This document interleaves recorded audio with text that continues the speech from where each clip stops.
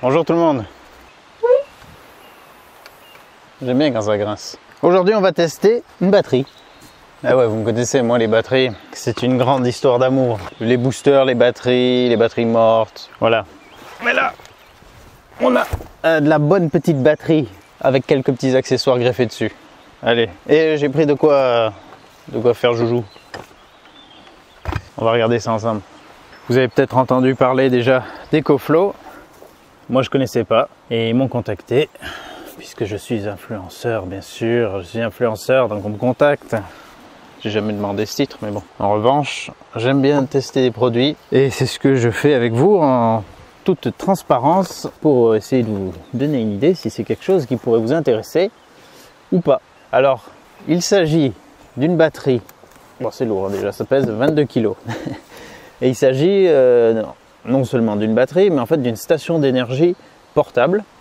Celui-ci reste portable. Il y avait un niveau, une version plus lourde encore. Ça ressemble à une petite glacière. Puis il y a l'autre version qui ressemble à une grosse glacière sur roue. Et même si j'aurais pu demander celle-là à tester, qui était quand même dans les 3700 €. Non, j'ai préféré rester modeste et prendre celle-ci qui est à 2200 €. Mais qui correspondra beaucoup plus à un usage personnel et je pense qu'il pourra intéresser plus de monde que la version au-dessus. Il y a déjà plusieurs tests sur internet des différents modèles. Celui-ci, moi je pense qu'il peut être intéressant parce que voilà, il est intermédiaire par rapport aux plus petits qu'ils ont et par rapport aux plus gros qu'ils ont, qui est plus destiné soit professionnel, soit vraiment nomade longue durée, on va dire. Nomade moderne longue durée.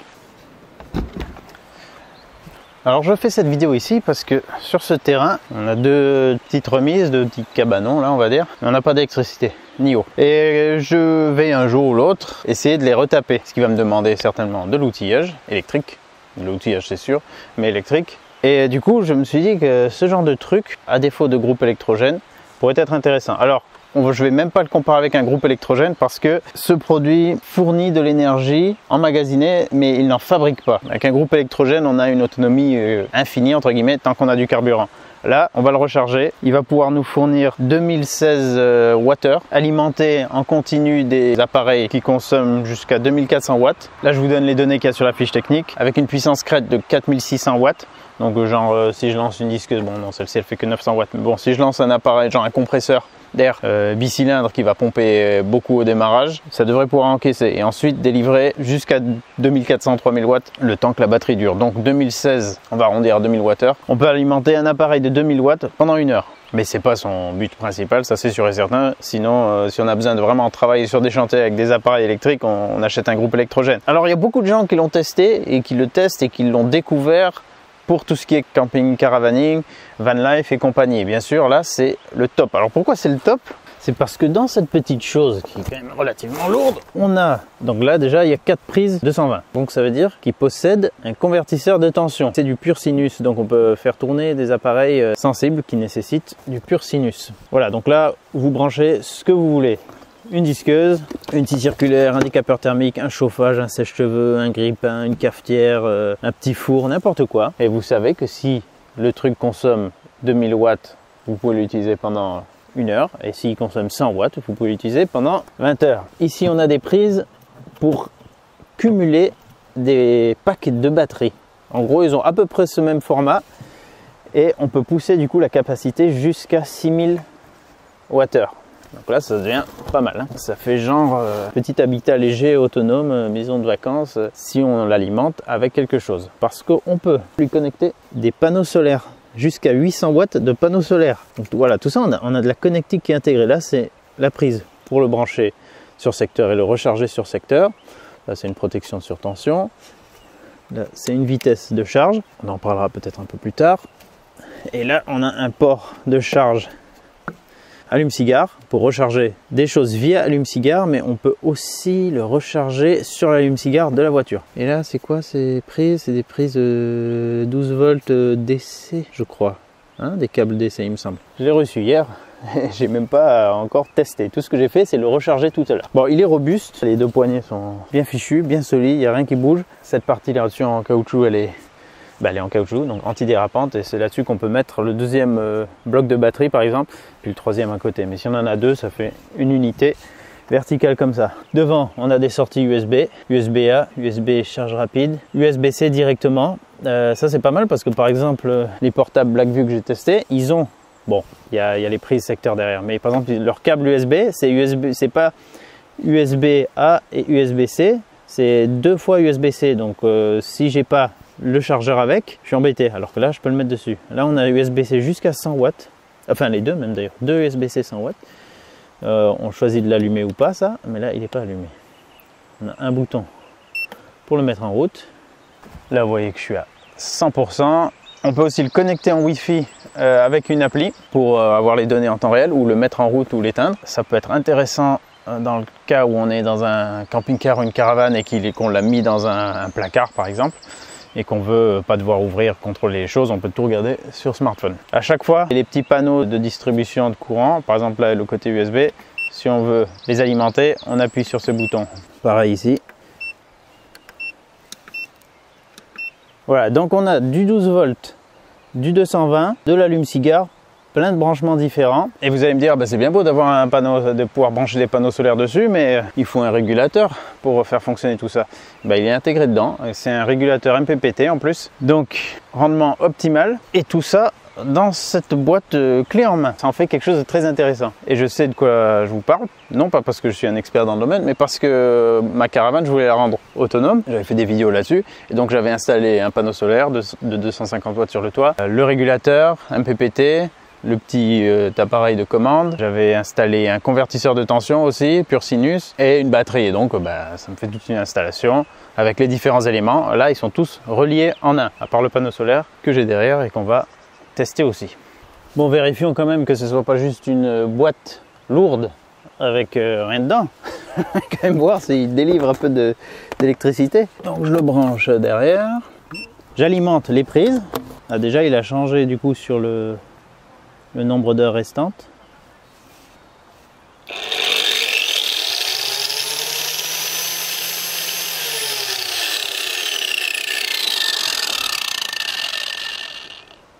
Et donc c'était pas juste un parpaing qu'il y avait dedans. Ça va. Ça tourne, mais ça fait que 900 watts. Ça fait 1200 watts.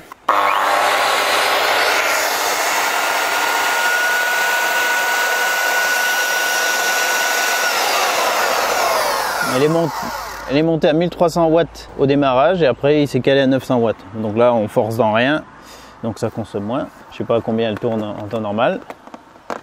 Si je la laisse tourner, admettons que je suis en train de travailler, qu'on la laisse tourner en continu, on va voir qu'est-ce qu'il nous donne comme estimation de temps restant.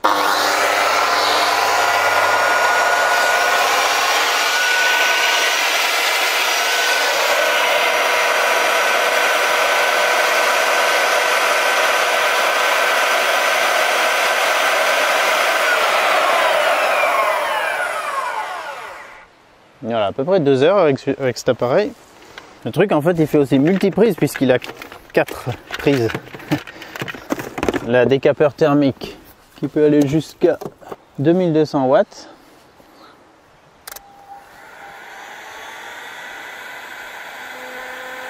Je vais le monter vitesse max, chaleur max. Voilà, 2200, il fait en pointe. Et ça nous donne en temps réel l'estimation de temps restant.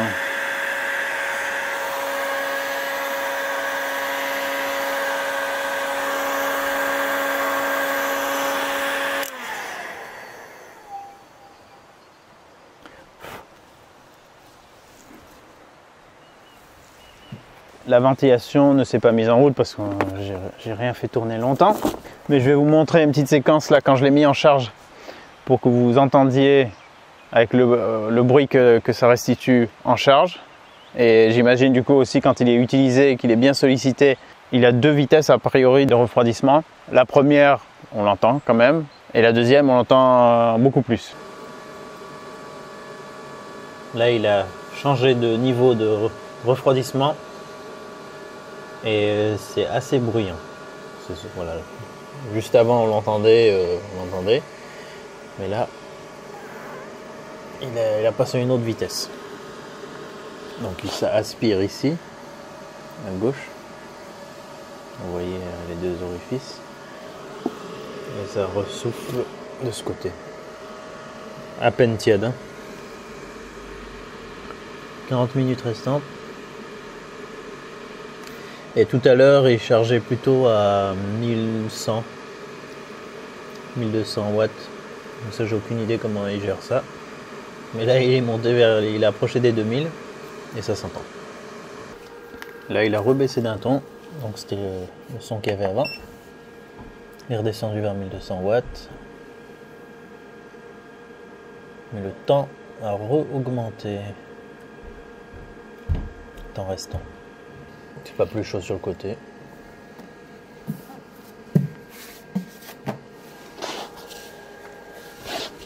Ni nulle part ailleurs.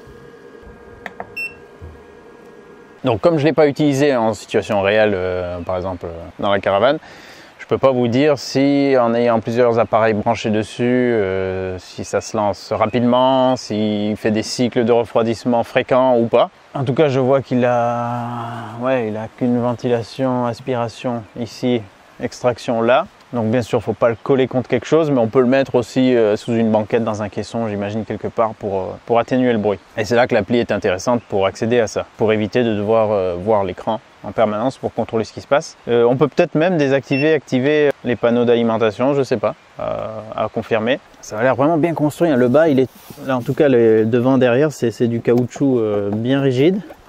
C'est pas du tout étanche, résistant, ni même aux éclaboussures. Il n'est pas prévu pour être mis en extérieur. Ici, on a la boîte avec des câbles. Le câble alimentation, recharge, allume-cigare, qui viendrait se brancher ici. Voilà. Là, par exemple, j'ai une prise allume-cigare dans le coffre, là. Donc, en roulant, je pourrais le recharger. Si vous utilisez ça, par exemple, en tant qu'artisan, vous avez besoin d'une source d'énergie, mais sans avoir besoin d'un groupe électrogène, pendant vos trajets, vous pouvez aussi le brancher et comme ça, il se recharge un petit peu. J'imagine que ça ne va pas aller très très vite, mais il peut se recharger un petit peu en un branchement allume-cigare. Là, on a les connecteurs pour panneaux solaires, MC4, avec la même prise pour ici. On a la fiche secteur, comme ça, tac. Et là, justement, il y a un truc qui m'a paru vachement intéressant, et il faut que je teste avec le PC. Hier soir, on a eu 4 micro-coupures. Du coup, à chaque fois, ça faisait sauter l'ordi. Et c'est assez chiant, surtout quand on a, par exemple, en train de regarder quelque chose, et puis que ça coupe, il faut relancer l'ordi, ouvrir mes 50 000 onglets, et tout rétablir, et puis ça recoupe 5 minutes plus tard. Bon, le temps que la box se relance et tout. C'est assez chiant. Et bien, le truc que lui, il peut faire, bon, c'est dans une utilisation restreinte, hein. Quoique, on pourrait l'étendre à la maison. Bon, je vous explique le truc. Si ça, je le branche sur le secteur, donc il est dans la maison, il est branché sur le secteur, il se recharge et tout. Tous les appareils que je vais brancher dessus vont utiliser l'électricité du secteur. S'il y a une coupure de courant, en 30 millisecondes, il prend le relais pour alimenter les appareils qui sont dessus. Alors, n'y connaissant rien, je ne sais pas si 30 millisecondes, c'est suffisant pour éteindre l'ordi, ou si c'est assez rapide pour que lui prenne le relais et que ça coupe pas tout. À voir. Mais en tout cas, sachez ça, il peut servir aussi de relais en cas de coupure de courant. Donc aussi, il faudrait voir comment faire exactement, mais si, par exemple, je branche une prise qui sort donc de lui et qui retourne sur l'alimentation de la maison, sur une autre prise, en cas de coupure de courant, il pourrait prendre le relais sur toute la maison, non? Si je ne me trompe pas. Ce qui pourrait être super intéressant, le temps de, en tout cas de garder de l'éclairage, de garder éventuellement en route certains appareils qu'il le faut. Par exemple, avoir le temps d'éteindre des ordis, des choses comme ça. Ou si on a les modèles, le modèle plus gros, là, le Delta Pro, ou si on a les packs de batteries complémentaires, ça nous fait quand même une alimentation jusqu'à 6 kWh, ce qui permet en principe de tenir un bout de temps sans être alimenté par le réseau électrique. Donc ça, il faut que je teste. Je vais essayer de brancher mon PC dessus avec l'écran, couper le disjoncteur qui alimentera l'alimentation de lui et voir si le temps de réaction est rapide. Bon, c'est un cas un peu particulier, mais bon, en tout cas, il pourrait le faire, donc ça peut être sympa. Dans tous les cas, si c'est un truc d'éclairage, 30 millisecondes, on ne se retrouve pas dans le noir avec une coupure de courant. Ça fait un peu générateur de secours, quoi. Ça peut être pas mal du tout. Je vous dis tout ça à chaud, là, sans avoir pu faire de test, mais c'est un peu comme ça que j'aime découvrir les produits. Est-ce que je peux aussi l'auto-alimenter qui se recharge tout seul? Sans fin. Nous avons peut-être découvert l'énergie libre et gratuite. Petite parenthèse sur le mode d'emploi qui est multilangue et qui est très complet et très bien traduit en français, donc pas de souci là-dessus avec toutes les données techniques. Là il y a les deux versions, la Delta Max 2000, donc 2000 Wh, et la Delta Max 1600 Wh, une version qui est un petit peu moins chère, mais qui a le même format et qui a un peu moins de capacité. Il est bien complet, je l'ai parcouru, il y a tout ce qu'il faut pour gérer aussi les éventuels problèmes et tout est bien expliqué. Sans être non plus ultra complexe, il n'y a pas énormément de choses à savoir, mais l'essentiel y est. Là on a la partie panneau solaire, on va regarder ça de plus près. Voilà, ça c'est une option. Et là normalement on a 160 watts maximum bien sûr de panneaux solaires. Pour ceux qui s'y connaissent pas en panneaux solaires, c'est pas, ils sont donnés pour 160 watts, on les branche, on a 160 watts. Là avec ce temps, ça va être intéressant de voir combien ils nous sortent. Il est 5h moins le quart, le soleil il est derrière les nuages, ça décline. On va regarder ce qu'on a là. Qui est une grande pizza. Ça a l'air bien fichu. Ah oui, je vous montrerai peut-être aussi un extrait du carton où il était. Il était super bien emballé, bien protégé.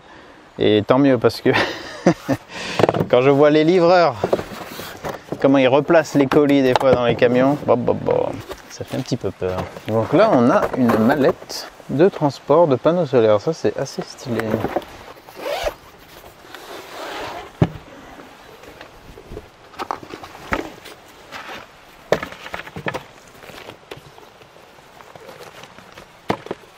Il y a des mousquetons là. Ah, attends, ça on l'utilise pour comme support ou quoi? Ah, non? Il y a des petits mousquetons dessus. Ah, il y a un mode d'emploi. Ça va peut-être m'aider. Ouais, garantie d'1 an pour les panneaux. Alors attends, je vais regarder ça vite fait. Là, c'est très sommaire, c'est qu'en anglais et en chinois. Mais il nous explique comment le mettre en place. Donc là, le support, la valise. Ah oui, elle sert de, ok, elle sert d'espèce de trépied, on va dire. Donc on pourrait en relier plusieurs aussi. Là c'était les panneaux intermédiaires, je crois qu'il y a 100 watts, 160 watts et quelque chose au-dessus. Bon, c'est une option, mais ça fonctionne avec n'importe quelle installation solaire. Par exemple sur ma caravane, j'ai un panneau de 250 watts, il ne faut pas que ça dépasse 800 watts. Je peux prendre les connecteurs MC4 et au lieu de les brancher à mon régulateur, je les branche là-dessus. Quelle partie on met au sol? C'est qu'une partie qui est rigide. Je suis perdu. Là. Cette partie au sol. Bon. Le test ne sort. On va pas avoir beaucoup de Jules, hein. Ça c'est certain.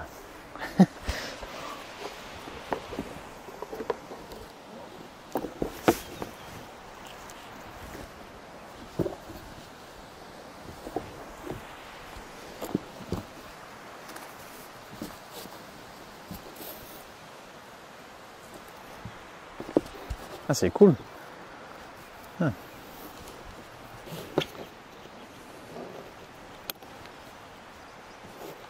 Bon, admettons comme ça. En bas, il y a deux autres mousquetons. Ça nous permet de faire différentes inclinaisons. Là, on est plutôt sur le soleil couchant. Et en plus, planqué. Voilà. Donc, je vais prendre le connecteur MC4. On peut pas se gourer. On va voir ce qu'il nous annonce. Bon, je vais pas les défaire plus pour l'instant, je vais juste les connecter. Ça devrait pas être la folie.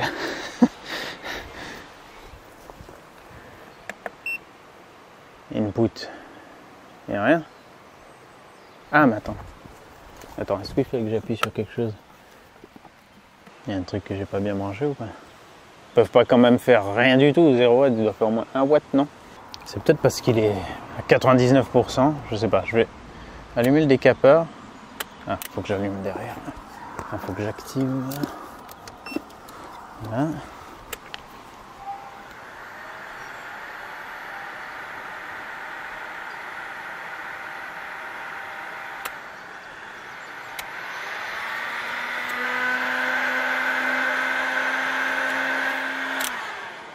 Ah, qu'est-ce qui se passe en haut?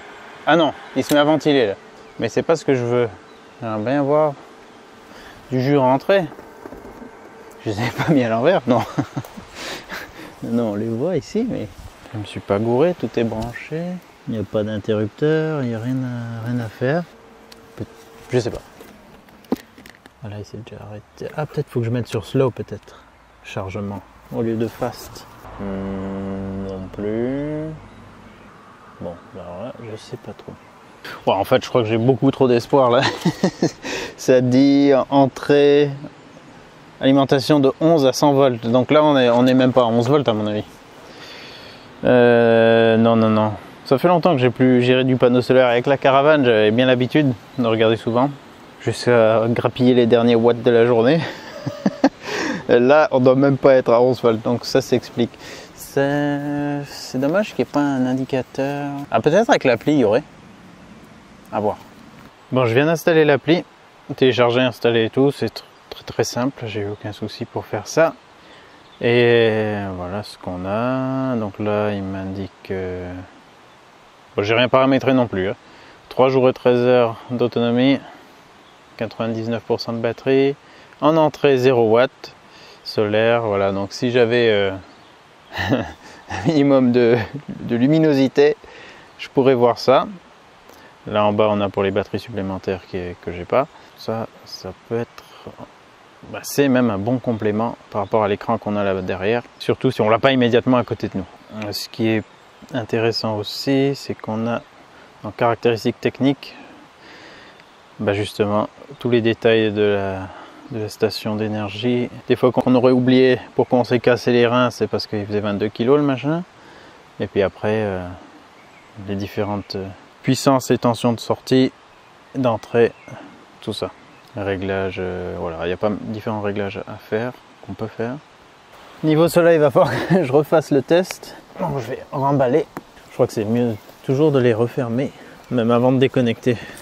En fait, même s'ils sont isolés et tout, je crois que vaut toujours mieux faire ça.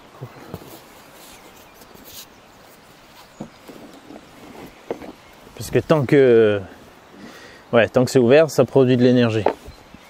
Enfin, sauf là. C'est des panneaux monocristal, hein, d'après ce qui est écrit là. Bon, bah toi, je te range. On va tester ça demain. Ça fait plusieurs jours qu'il fait mauvais temps, donc j'espère que peut-être demain ça ira un peu mieux. Que je puisse voir ce que ça donne. En tout cas, la mallette de transport, ça c'est hyper pratique. Oh, c'est pas mouillé, donc ça doit quand même être assez protégé. L'humidité est relativement, peut-être pas étanche, mais un petit peu hydrophobe, quoi. La longueur de câble, vous avez vu, a été quand même assez longue. Si on avait une alternance d'éclaircies avec de la pluie, au moins l'EcoFlow il est à l'abri, et les panneaux, bah, s'ils prennent un peu de flotte, normalement c'est pas grave. J'étais pas venu avec cette-ci pour rien en fait. J'avais un truc à couper. Une chauve-souris. Il fallait que je coupe cette splendide porte. Elle est belle. Hein, de l'autre côté, il est beau aussi. Ça, c'est beau. Et il faut que je la coupe ouais, au-dessus de cette charnière. Ça n'a totalement rien à voir, mais c'est la porte de la cuisine en fait. On remarquerait qu'elle est plus petite que moi. C'est pas parce que je suis très grand. Enfin, elle fait la même taille en fait. C'est surtout parce que l'entrée de la cuisine, il y a une marche, donc elle est posée sur une marche, comme ça elle est plus haute. Et ça m'intéresse de la remettre, mais pas en entier. Parce qu'en fait, mon fils qui a 2 ans là et qui est assez imaginatif sur toutes les conneries à faire, des fois j'aimerais bien pouvoir fermer la porte de la cuisine, mais sans remettre la porte. Donc je vais la couper ici, au-dessus, comme ça j'ai 2 charnières, la poignée, et on pourra faire comme une porte de demi-porte quoi. Une porte d'écurie, comme ça il ne pourra pas rentrer, mais on pourra quand même le voir de l'autre côté. Donc je vais la couper, et il faudra que je la repeigne aussi. Je vais couper du côté plat. Et puis comme j'ai pas l'électricité ici, ben ça m'arrange d'avoir ça. Par contre pour couper droit, j'ai rien. J'ai pas pris de mesure. Bon, ouais, de toute façon c'est plus pour la démo. Est-ce que je l'ai bien allumé? Ouais, c'est bon. Ouais, je vais couper à peu près droit comme ça ira bien.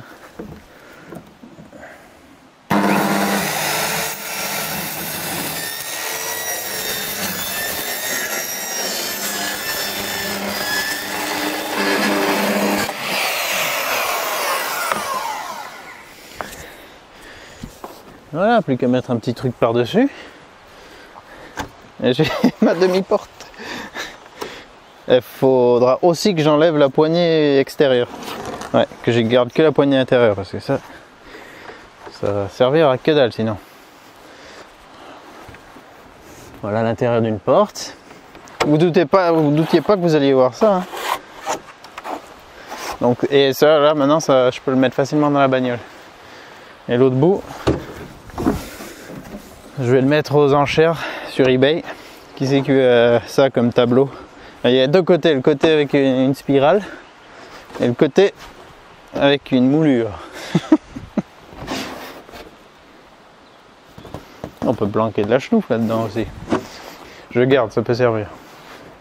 Hein? Tout peut servir. Faut tout garder, jamais rien jeter. Donc ça, c'est bon. 98% de batterie. D'ailleurs, c'est la première fois que j'utilise celle-ci parce que justement, vous m'avez peut-être vu tester des outils électroportatifs. Ce qui m'intéresse le plus, puisque j'ai toujours des travaux à faire, des fois au garage, des fois à la maison, des fois même dans la forêt, un peu plus loin, où j'ai pas envie de tirer des rallonges dans tous les sens, donc ça c'est beaucoup plus pratique de l'électroportatif. Si vous regardez d'autres vidéos de ce produit, ou même de ces produits, de ces réserves d'énergie nomades, c'est toujours orienté, enfin presque toujours orienté van life on va dire. Mais je pense que ça a carrément son utilité pour un artisan par exemple, qui n'aurait pas besoin de beaucoup de courant, qui n'aurait pas besoin d'un groupe électrogène par exemple, mais qui aurait peut-être quand même besoin des fois de tirer jusqu'à 3000 watts. Par exemple, je sais pas moi, un électricien, enfin n'importe quel artisan, dans son fourgon il aurait ça, il aurait peut-être une scie à chantourner, une meuleuse, n'importe quoi pour préparer, former des pièces, couper des pièces, un plombier, couper des tubes, des trucs comme ça. Ça peut être un excellent complément. Branché sur allume-cigare dans le fourgon, donc il se recharge en permanence. Ça peut être aussi bien même avec de l'électroportatif parce que vous rechargez tout à bloc chez vous, vous allez sur un chantier, vous pouvez recharger les batteries en les branchant là-dessus. On peut avoir une autonomie même de plusieurs jours, ça me semble intéressant. Pas besoin de mettre du carburant, ça fait pas de bruit si on est en ville, si on est chez des clients, enfin bref voilà. Vous saurez mieux que moi si ça peut vous intéresser. Moi j'essaye juste de trouver un peu toutes les utilisations possibles. Et d'ailleurs, pour revenir à camping caravaning, si on est dans des endroits où on n'aurait pas accès à un branchement, on a ça. Ça peut alimenter plusieurs appareils jusqu'à plusieurs jours si on n'utilise pas des trucs trop gourmands, sans avoir un groupe électrogène, sans faire de bruit, sans nuisance sonore pour les gens qui pourraient y avoir autour, quoi. Et là, ça peut être encore plus intéressant si on ne parle pas de van, qu'on ne parle pas de camping-car ni de caravane, qu'on parle simplement de camping avec une tente. On amène ça. Alors on n'oublie pas de prendre la glacière aussi, parce que si on charge la voiture vite fait, qu'on croit qu'on a la glacière et que finalement on arrive sur place et qu'on n'a pas de bière mais qu'on n'a que de l'électricité, c'est un peu con. Donc faites gaffe au format, pas vous tromper avec la glacière. Mais par exemple, j'ai une glacière qui se branche là, une glacière réfrigérante. Ça peut être super intéressant du camping avec tente, d'avoir une source d'énergie qui peut alimenter plein de trucs et qui peut aussi fournir du froid. Enfin voilà, je pense qu'il y a vraiment beaucoup de solutions. Maintenant, il va falloir que je teste ça avec les panneaux solaires pour voir. Et je vais quitter ce lieu de tournage pour retourner à la maison. Et en démarrant la voiture, on va brancher ça pour voir ce qu'il nous donne avec l'allume-cigare.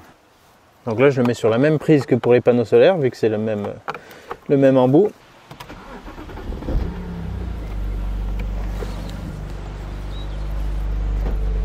Qu'est-ce qu'on a? Sur l'allume-cigare, on a à peu près 100 watts en entrée. Temps de recharge pour les 2% restants de 55 minutes. Franchement, ça peut être un super truc pour des professionnels. Il y a peut-être d'autres solutions qui existent. Moi, je ne m'étais pas intéressé à ce produit du tout avant qu'on me contacte pour me proposer de le tester. Je ne connaissais pas. Et bon, vu que c'est à plus de 2000 €, c'est un peu hors budget pour moi. Oui, je sais, je roule en BM et tout, je devrais pouvoir tout me payer, mais non, je peux pas. Ceux qui ne comprennent pas, tant pis pour eux. Et puisqu'on me l'a proposé, j'ai commencé à m'y intéresser, mais j'ai pas du tout exploré les alternatives à ce produit. Je sais qu'il y a des petits groupes électrogènes très, très performants, même très silencieux, mais comme je vous disais, je ne veux pas faire la comparaison avec ça, parce qu'on est quand même sur des produits différents. Voilà, là ça recharge tranquillement. Voilà, j'ai chargé mon ignoble morceau de porte, tout est dans la place. J'ai pu faire mes premiers tests. Là, il s'est mis un petit peu en route à charger, ça souffle ici.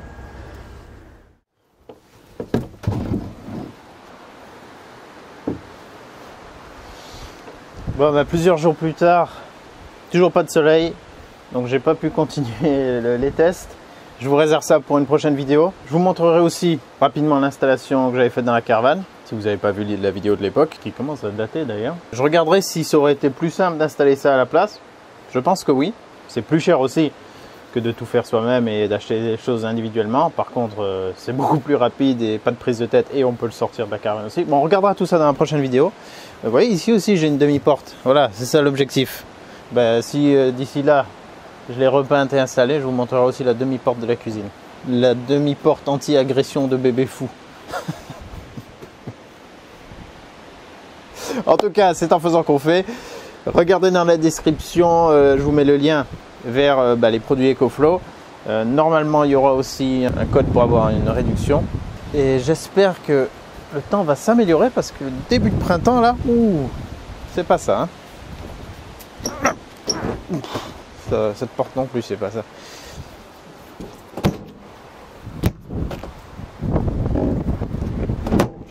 Je dois dire que pour le moment, c'est un produit qui m'a l'air convaincant et pour moi, avec mes activités, mes passions et tout, c'est sûr et certain que j'y trouve une application.